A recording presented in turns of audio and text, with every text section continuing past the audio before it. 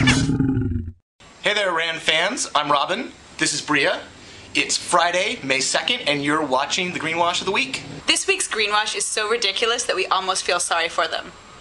That is, we would feel sorry for them if they weren't spending millions of dollars in a PR campaign to deceive the American public. I believe in the future. In the future. I believe in protecting the environment. I believe in energy independence.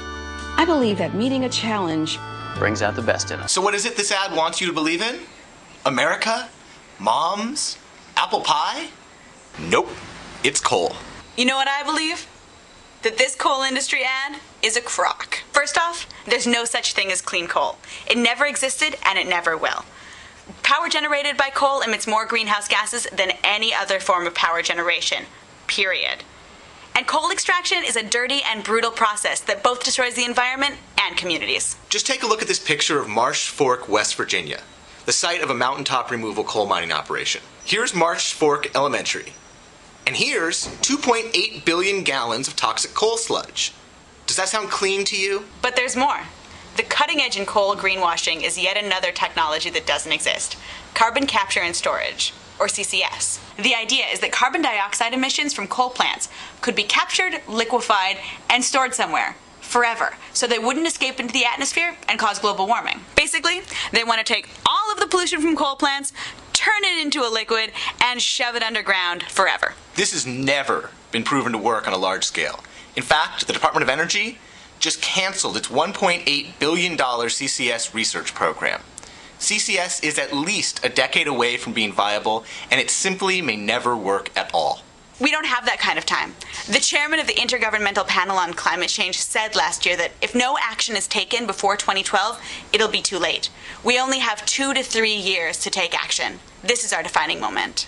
Even if CCS could be made to work, capturing and storing the CO2 emissions from even the existing coal plants would be more expensive than achieving the same emissions reductions by switching to alternatives like wind and solar.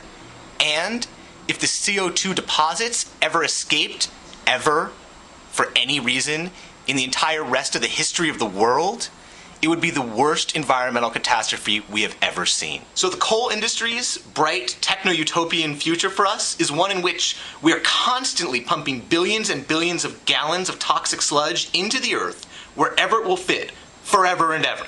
But that doesn't matter, because the coal industry doesn't have that much interest in implementing carbon capture. What they're actually interested in doing is building more disgusting, dirty coal-fired power plants before the U.S. government does anything to regulate greenhouse gas emissions.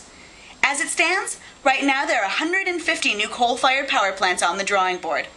Not one includes carbon capture. Carbon capture is just a ploy, a cynical diversion to convince the public that the coal industry is actually doing something to clean itself up, while in fact it's just reaping profit from more dirty energy.